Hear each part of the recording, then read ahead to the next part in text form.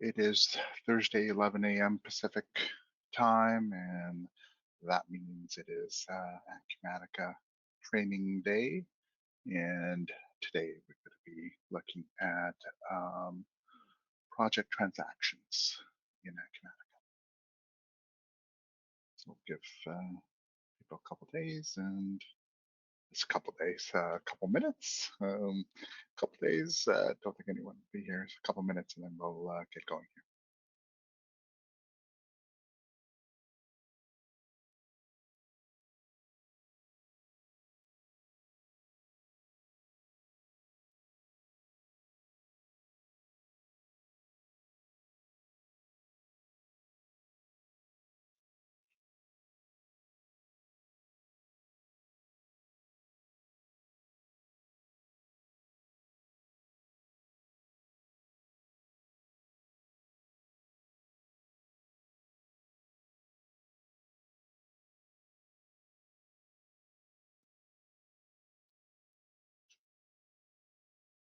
Okay, so let's get this going. We've got a bunch of things to cover today. So to begin with, anyone that's new, we have weekly training classes covering different topics, and those can be found at acumaticaengineering.com/acumatica-training. This is for our clients only, CNS clients, and so you can't Google that site. You have to be given that through your company and organization. Guys that are here, so you obviously have had that link passed on to you, and you can sign up for different classes. We've got the schedules set out up to the end of October 2023 for you to be able to go in and select classes you want to that interest you and that you want to join in for. So today we've got project transactions. Next week we don't have anything, and then the following week we got purchasing on the 27th and accounts payable review on May 4th. I think Dean is going to be doing both of those sessions. Again, if you're interested, click on the go to acumaticaengineering.com/acumatica-training and then click on the register link for the class that you'd like to join in. Joining in for the class while it's going on, it gives you the opportunity to ask questions and see things live. But got busy days with a whole bunch of things going on, and if you can't make it for our session, all of our classes are recorded and available on demand for you. The disadvantage, of course, is that you can't ask any questions. Of course, you can reach out to us afterwards if you do have questions, but it gives you a different feel. Now, for those who have joined our class, certainly, taking notes is great, but then you can replay the video and review that on your own time and see the things that I was doing and try to mimic that with your own data in a sandbox and see if you can do the same things that I was doing.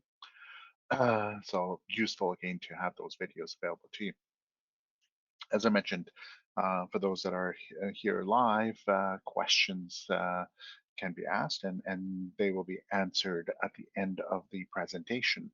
In the meeting setup, you have a box for questions. Please submit questions using that question box. We'll try to answer as many as we have time for. Video with answers on our blog will be put up for any questions we can't get to. So we ran out of time, we've got a bunch of questions. We'll reach out to the people who have asked that question and answer the questions to them. But the rest of you could benefit from those answers. And so therefore we would put those on our blog and give you an opportunity to see those answers and those questions. And do check out our blog at acumaticaengineering.com/blog. Let's go. What are we doing today? So we're going to talk about the project flow and then project transactions overview, which is the heart of our course here, and talking about the different types of project transactions. Then we're going to go into the specific area. So the areas where we're actually entering in information that feeds into projects, be it time, be it equipment time, expenses, and AP bills. For those that use inventory, we'll have a brief conversation about inventory items um, and risk expense items, and then see how that impacts the project transactions and the process that I'll go through that. And then we'll look at a couple project transactions and then do a quick review. So let's talk about the project flow initially. So it's a nice little um, flow diagram showing what the how the transactions work. And for some of the things that you have on here, you may not have, and you may not be using.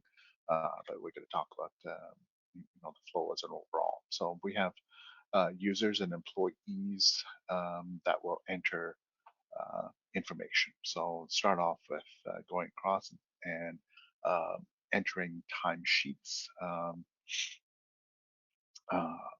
So putting in your time.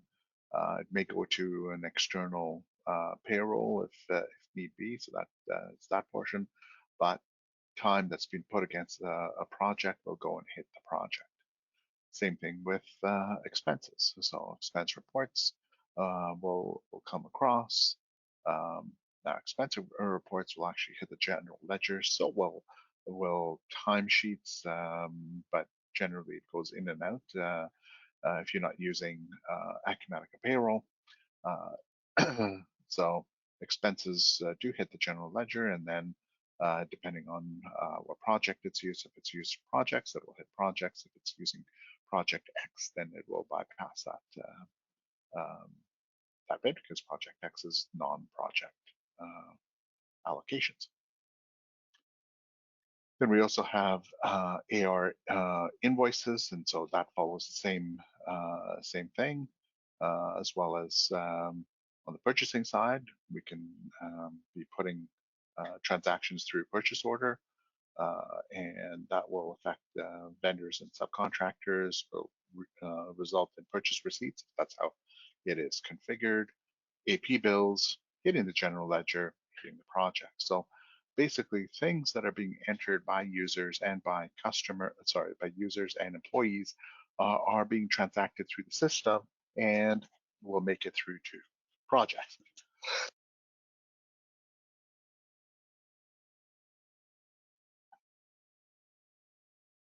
The mechanism for it to hit the projects is the project transaction. So it's a layer on top of GL transactions that allow things to hit the project.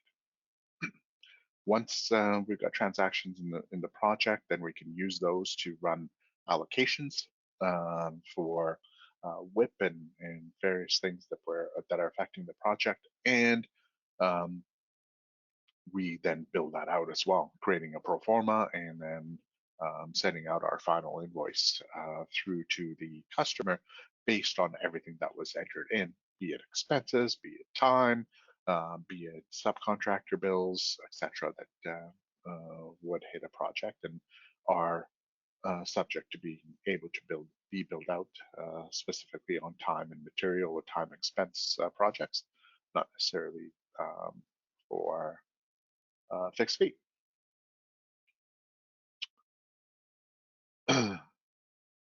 So transactions associated with projects are created in the project module or in other modules.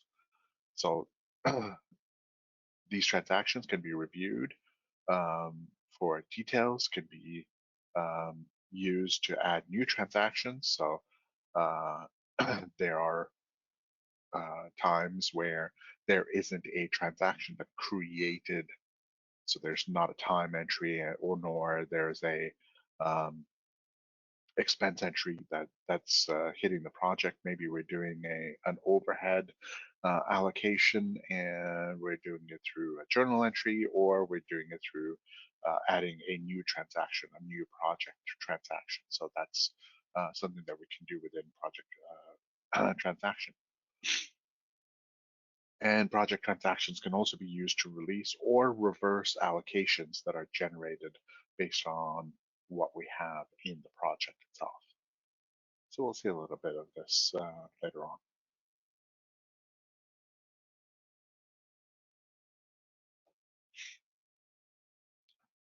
So we added this piece because people got confused. And so what is the meaning of transactions from the project and other modules? That's a nice little statement, but what does that really mean? So let's break that down.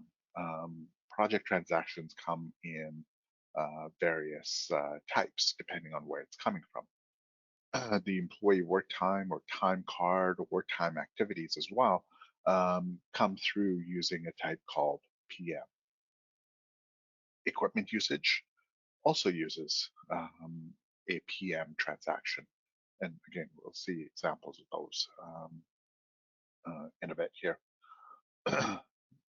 Expenses come through the AP bill. For those that are familiar with expenses, you put in your expense receipt, it goes through a claim. Once that claim is released, it hits the AP bill, and that's what triggers the project transaction to be created in Acumatica.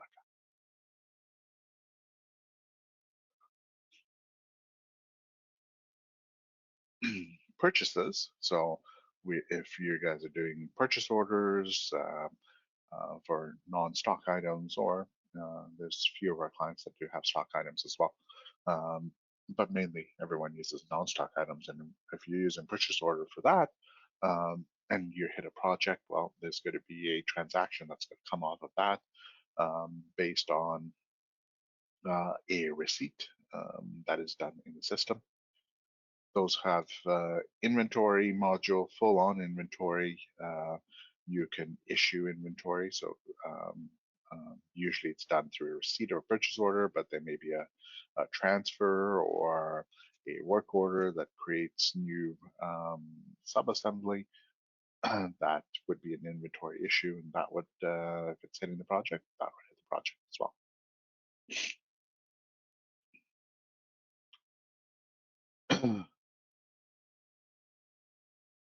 So disbursements are part of, um, depending on where it comes from,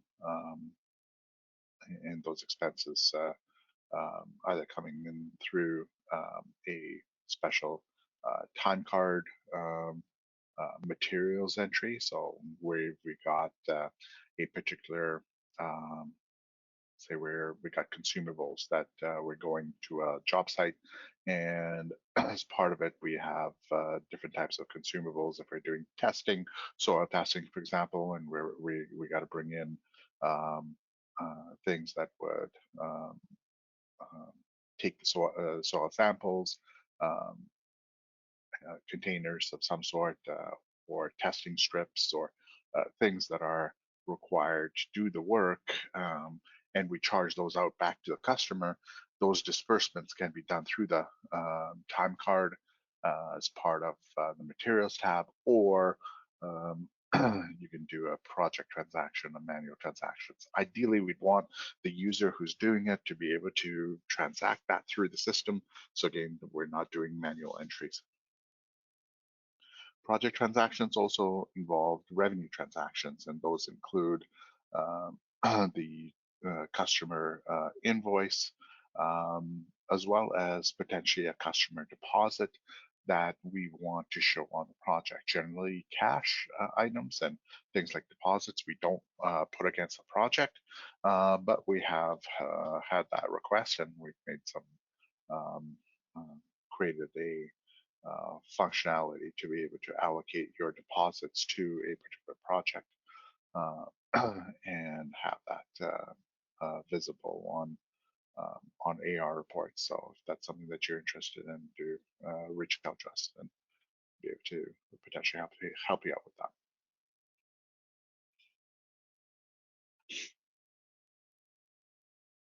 So I'm just going to now log into Acumatica and just have a quick look at um, project transactions.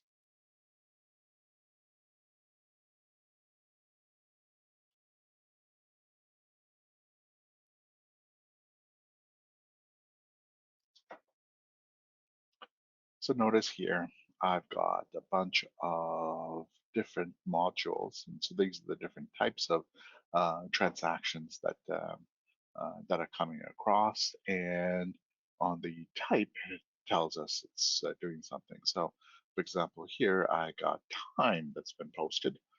So if I drill into this here, I've got time that's been posted on a time card with week 2217 for David Chubb. Here's his time card that generated these transactions. Some of them are hitting Project X and some of them are actually hitting a project.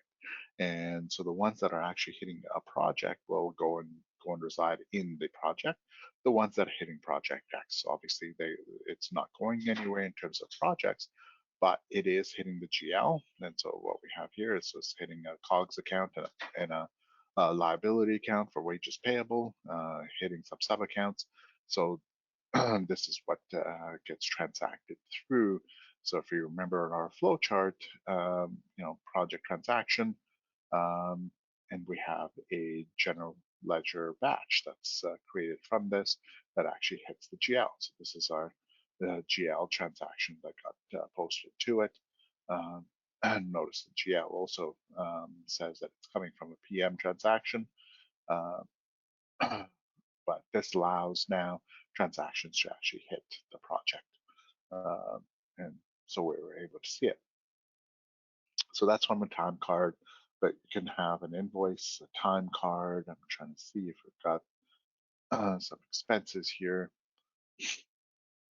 So here in my sample database, I also have payroll attached to it. So I can have paychecks that are allocated through and hitting uh, a project. It could be an internal project, could be an external project. So it's time that's hitting through payroll. Just gonna flip through, just trying to remember what page number. Didn't note that down before, so that makes it. Let's go to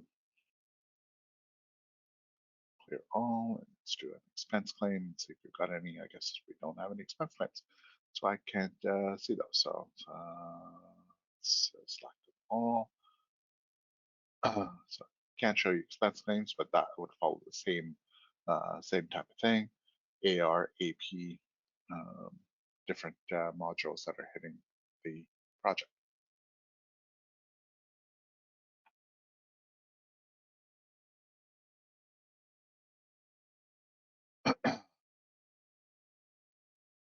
So now let's look at specifically, because I think it's important not to just look at, okay, here's the project transaction and then this is what's gone in, but what drives those transactions. And we may have different things that are going on for different clients, but want to give you the idea of where to look for the setup, especially those who have been live for a while, may not have been with us when we set up the system to understand how things are hooked into Acumatica.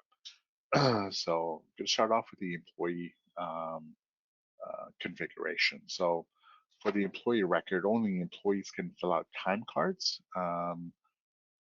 So we have it out there that okay. So as an employee, you're going to put in your time card, and we have a default labor item that you can use on your time card. The labor item, along with the person, identifies the cost that's going to be hitting the project. So I've got a project. It's all great that I'm creating project transaction, but what is actually hitting my project in terms of cost? Well, I have a labor cost rate that I put into the system, That is a burden rate for the most part, so it would be a standard hourly rate, even if your salary coming up the standard hourly rate cost that you charge out to the project, plus any benefits that you may want to include to get a true burden rate of that employee's hour, to get that employee's hourly rate. And so that's entered into Acumatica. And so when we post our time in, uh, that uh, labor item and the employee combination will have a specific time that, rate that gets used and put in. So if someone is wearing multiple hats and they get paid for different amounts, and generally that's not the case. We may charge out for different rates, but we generally are, paid a salary, and regardless of what we're doing, we're paid that salary. We would still need to have those combinations in the system, so it flows through. So labor cost rate is that employee and role that they play on that labor item is where we denote which accounts get hit. So whether it's COGS or liability, as we saw in our example in Acumatica, it was hitting a cost of goods account as a debit and crediting the payroll liabilities account. And so when we actually paid out our payroll, we took it out of the liabilities account and credited cash. So for those who are not accountants, you may have heard that as the Charlie Brown teacher piece. For those who are in finance, you guys understand where I was coming from there. Okay, so the employee configuration is key in order to generate our project transactions. So let's have a quick look at an employee in Acumatica.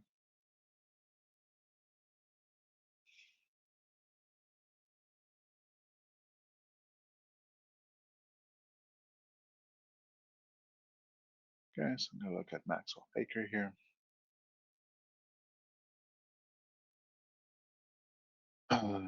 And so time card is required. So one of the things here, it says that time card is required.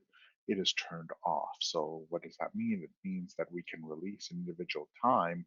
So time is still entered through a time card, but you could also enter time in through activities. Now, generally people don't do that. They will enter in time through the time cards, the details that you put in on time card, that becomes your activity. In certain cases, you can actually release those individual activities to the project without releasing the time card. You need this turned off for that. Generally, most of you have this turned on like this, and you cannot release any time without um, uh, releasing the time card. Okay, and so I've got a labor item for the person. Um, this is the default labor item on the time card. Of course, you can change that labor item.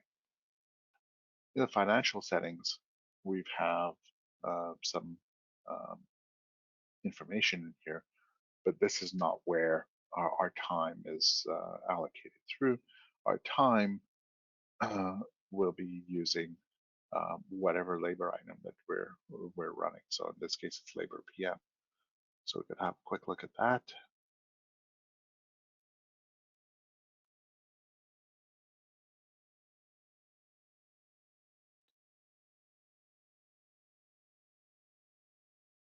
I haven't been in here in a while, so it takes a little bit to load certain pages. So we said labor PM, so if we go to labor PM, this should all be set up the same way. But if I look at my GL accounts, this is what it's going to use. So the debit is going to be to my COGS, and my accrual is going to be um, to my liability account. So Acumatica reads this and will post our PM transactions using this information here. One more thing that we want to look at is our labor cost rates. And so if I go for Maxwell Baker, so for Maxwell Baker for labor item and the employee combination, we're putting in a dollar value. Um, and in this case, I've got a second line, but really the second line is not going to do anything because we require labor items. So this is not going to do anything. If we change the person's rate, then we need to add a line with all the different combinations that he may have and the effective date. We don't just delete out or change these because for historical purposes, we'd want to be able to look at that and see that information.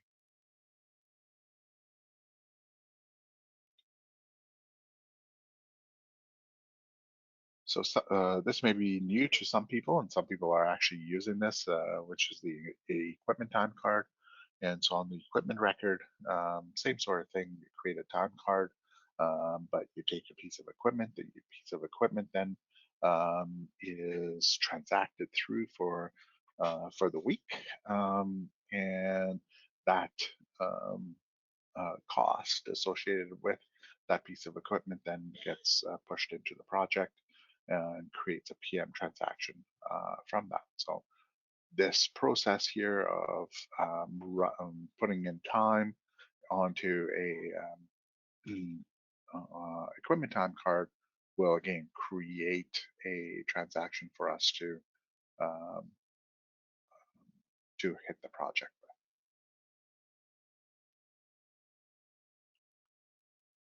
So I've got a piece of equipment here, time card here.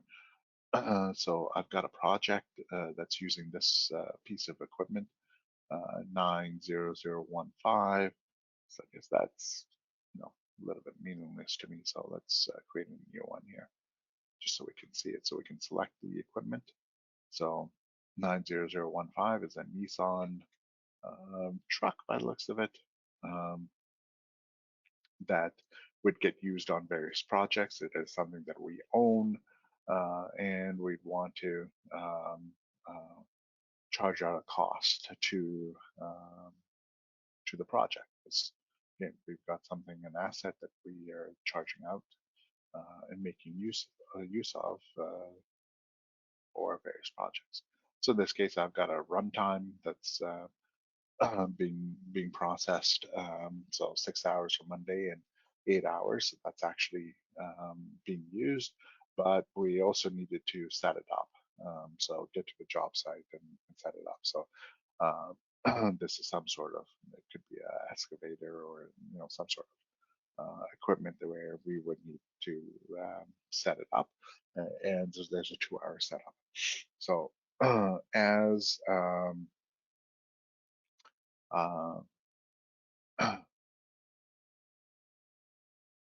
depending on the setup that you have, you can charge different rates for the runtime, setup time. There could be idle time. So the truck is going to be on site, but it's not being used. So I can't use it for something else. So therefore, I want to be able to charge out the project, maybe not at a full cost, but I certainly want to charge out to the project a cost for it. And so I can go in. So we'll look up our equipment.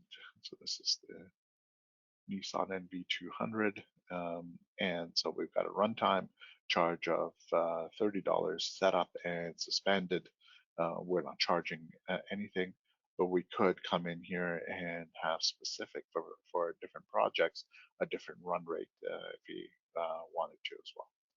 So having that set up will create a project transaction just like time, employee time uh, in the system against that project. Expenses and purchase items, again, they use similar to time and equipment. They use um, non-stock items. I guess with equipment they have their own it's not a non-stock item, it's an equipment item, but um, the rest of them do use non-stock items as the item. And so we're coming through, the GL information is from that non-stock item and where it gets posted, but it would create a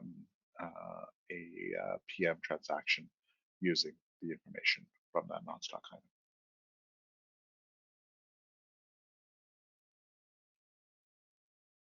So I'm going to just quickly go over this because most of our clients do not use inventory, but if we do, it'd be similar to using a non-stock item. So for non-stock items, we have a standard cost that we apply to that item. For an inventory item, then we can go and select, depending on the inventory valuation, what cost to apply hitting the project.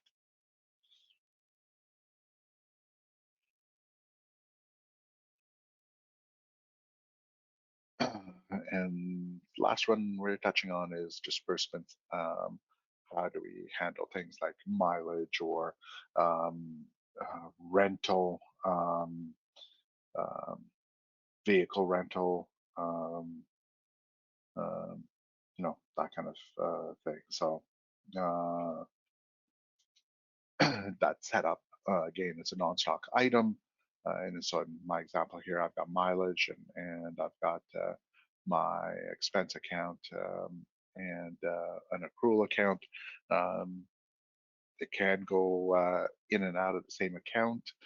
But if we want something to hit a project, we want to ensure that they're hitting separate accounts. So this is an example of one that if we set it up this way, we're going to end up with the project getting a positive and a negative, which means that the cost does not hit the project um, as an expense. It would still show up to be billed out to the client and get the revenue. So in some cases, people don't want a cost to hit. Generally, I try to talk them out of that, and we want a cost to hit the project because hey, mileage is not a company expense. It should go to the bottom line of the project. Remember, the project is sitting on top of our GL, so we want the project to capture as many of the costs as possible. So then when we have similar projects in the future, we can review that and say, okay, hey, we did a project like this 3 months ago, and this is how it turned out. So this to bid for this, we need to be in this ballpark, otherwise we could lose money. So that kind of information is vital. So ensuring that even if there are costs that are internal to us that we do charge out something to the project gives us more visibility to being able to quote and bid successfully on future projects. Okay, so most of what happens here is happens automatically in the system. So it's not like we have to do multiple steps to create the project transactions. The system will go through and create um, the project transactions automatically based on the transactions that have been entered. So we go and enter in time transaction. We take it off hold and submit it. Someone goes and approves it. When they release that time, so finance goes in and says, okay, this time is ready to be released. That is something that finance does. That then goes and creates a PM transactions. Remember, we talked time card was a PM transaction, and also post that transaction to the GL. So that then once released, that transaction uh, shows up on our project, and that transaction would then be, if it was a billable transaction, would be able to be pulled into a pro forma invoice to charge out to the client using, a rate table to determine the rate to charge. So the transaction starts off, we release it, Acumatica takes over, creates the PM transaction. and then it's ready to be pulled when we run project billing. Same thing for equipment. So equipment usage time card gets entered against that piece of equipment for that week against the various projects. It gets approved if that stuff is required and released. Releasing creates another PM transaction because equipment time cards, just like regular time cards, will create a PM transaction that will hit the project and post to the GL. Expenses get entered through an expense receipt.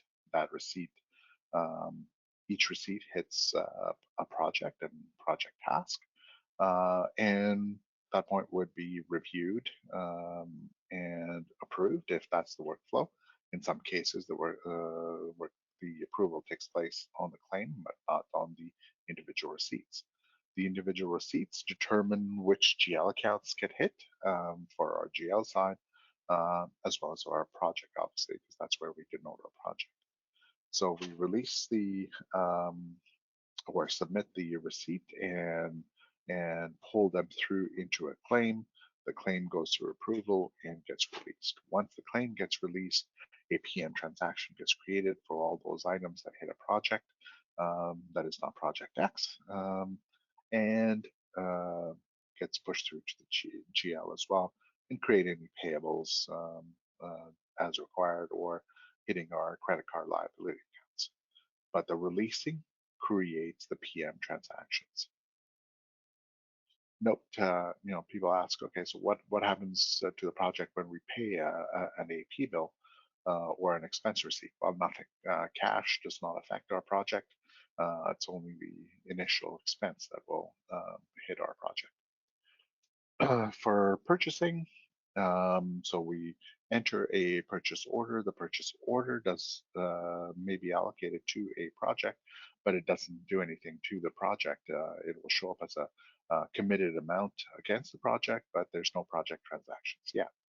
When we receive the item, so we denote that, hey, we have 10 hours.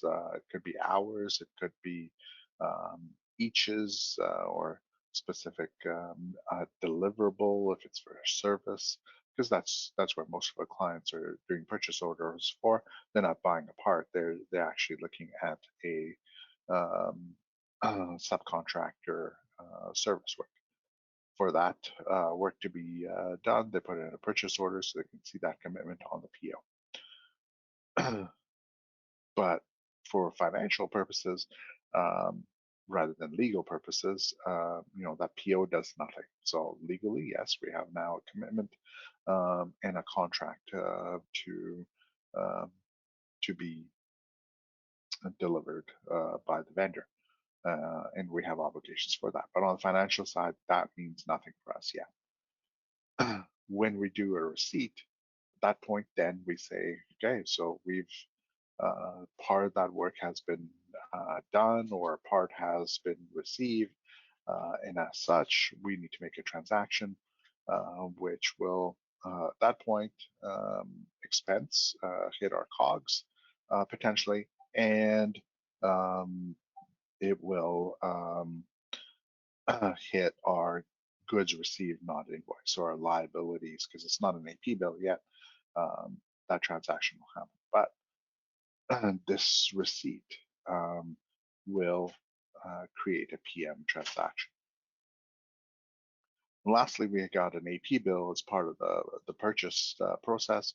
So we receive an AP bill from the customer, from the vendor, against that particular purchase order to clear out our goods received, not invoiced liability account. So we're not going to expense it again because the receipt would have expensed it, but we are clearing out our goods received, not invoiced, and creating our AP.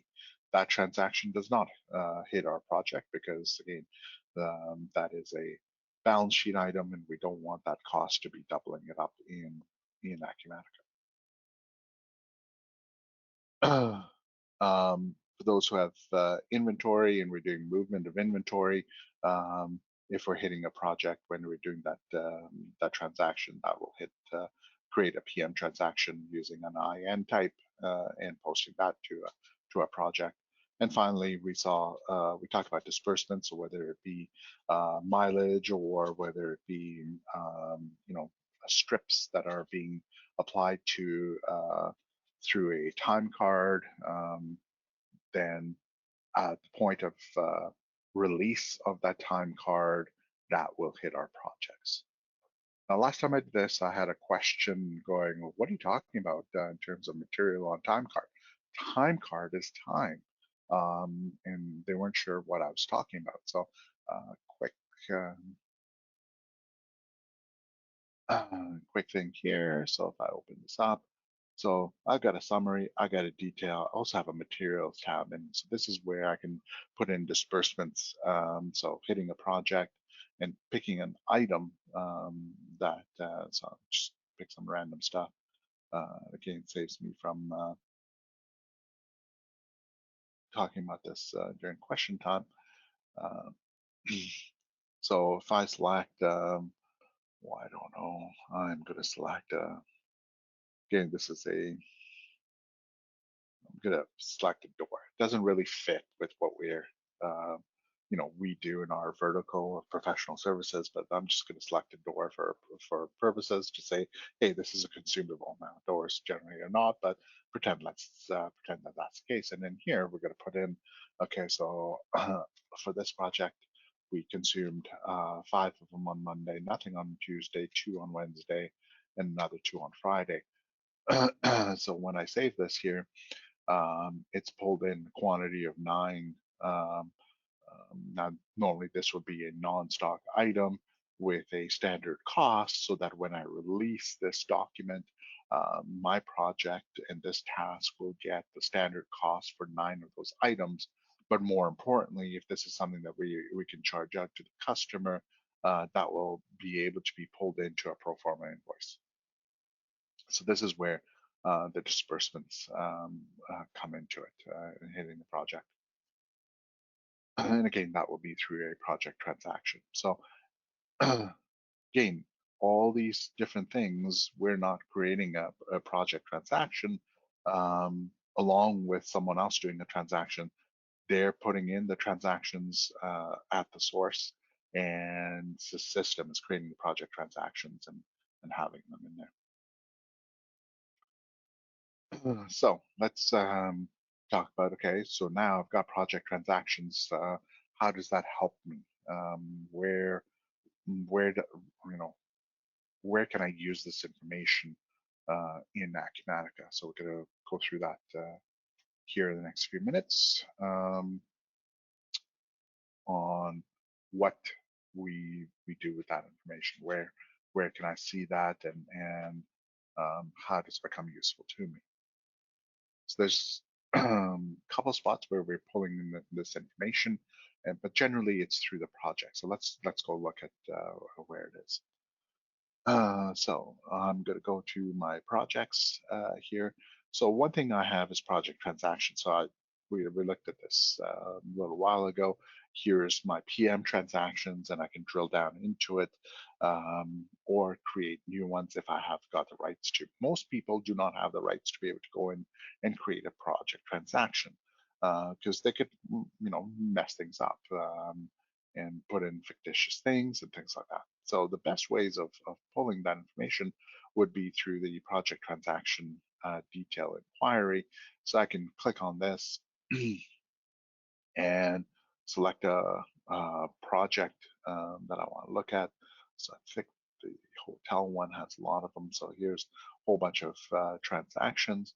And then I can also select, do I want to look at a time or say subcontract expenses? So now I have only subcontract expenses against a particular task. So let's go against concrete. So here's the transactions that I've hit my project for this project, for this task, with the subcontracting expenses hitting the project. So I haven't talked about this account group before this because I wanted to go through this here now. and start to go, oh, what's this? Well, for each GL account that I have that would possibly be hitting a project. So I'm doing a transaction. The transaction is going to hit office expenses, but that may hit hit a project. If that's the case, in order to make that work, I need to have something um, uh, in in there to bridge the gap between the GL and my project.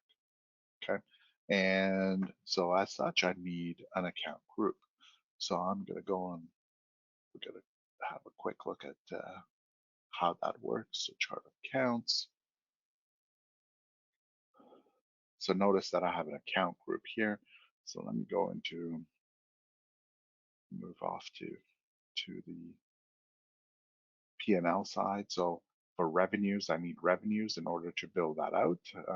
So that's I need the revenue group, and then I have various COGS account that would hit different account groups that I have set up. Notice that fixed overhead and variable overhead costs, they don't have an account group. So that means I can't transact against those GL accounts if I'm applying it to a project. It will give you an error saying you don't have an account group associated with it and will not go um, into a project without that. So as part of the setup, we go through and allocate this based on the chart of accounts and the descriptions, and then make adjustments to it. But this is a must in order to get project transactions. Again, that's set up in the background. Once it's done, we don't think about it, but where it becomes useful is things like this. So account group, I can put it for a subcontractor and dwindle down the number of transactions and be able to get a real good look at what's in here. Okay, so this gives me some information. Fantastic. But generally, what I'm going to be doing is looking at. So this is the hotel one, so I want to do look at the same project. We would have access to a project and to then be able to look at the transactions that make that up. Okay, so if I go and type in hotel, hotel, okay. Now within, so I've got a revenue budget and a cost budget. Now I can go in here and say we were looking at concrete. So on the revenue side, I can highlight concrete here and view the transactions. So notice this is giving me the same sort of information that I saw in the inquiry. Um, it's taking me to almost the same screen. And here's my project, here's my account group, and here's my task, and showing me my details. So I can do it from within the project as well. Benefit of doing that is then I can hop into the cost side and the cost budget and specifically look at, okay, so what's my actual amount? Well, I have this one here. This is a large value. Let me look at that transaction. So remember what we did on the other screen? We just picked something. Here, I can look at a particular transaction and say, okay, hey, why is this one off? Where's the variance amount? So this one's probably no, so this one's not. I'm just trying to look for something that has a variance in it.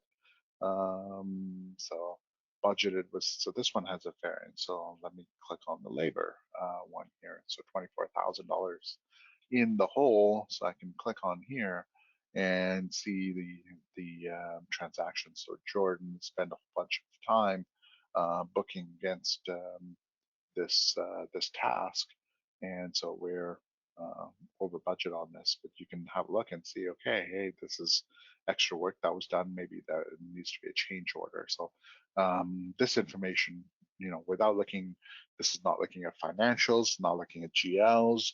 don't need to know the account. Here we're speaking in a different language. I'm looking at labor. I'm looking at subcontractors. I'm looking at other expenses. We don't care. Well, it's GL 63000. For the people, the PMs, this is more useful for them to understand that.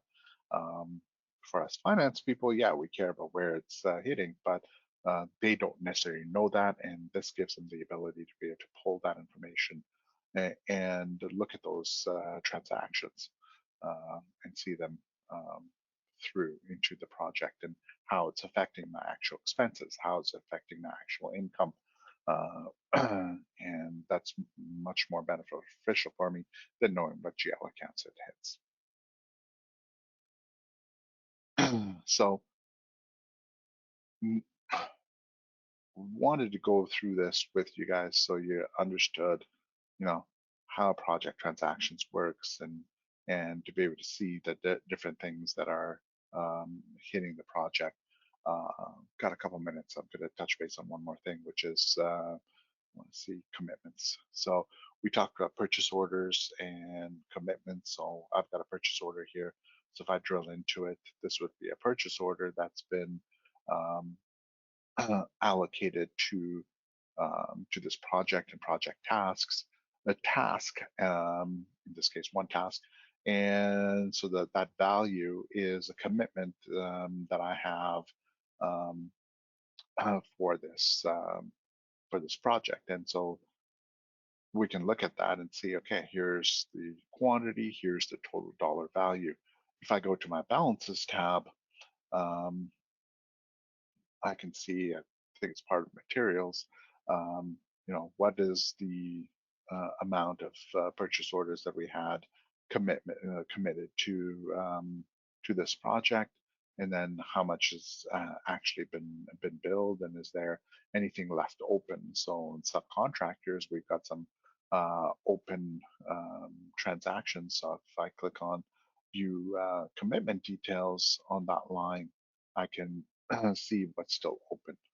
So I've got an amount, $500,000 still open. So I can come into here and see, okay, which ones are the ones that are open and understand that piece, so that again, I'm um, getting the information without having to go bug people. So if I put does not equal 0, that should give me, so here's my two lines that make up my $500,000 um, for it. And so those are the two documents. I can go into them and view them, etc.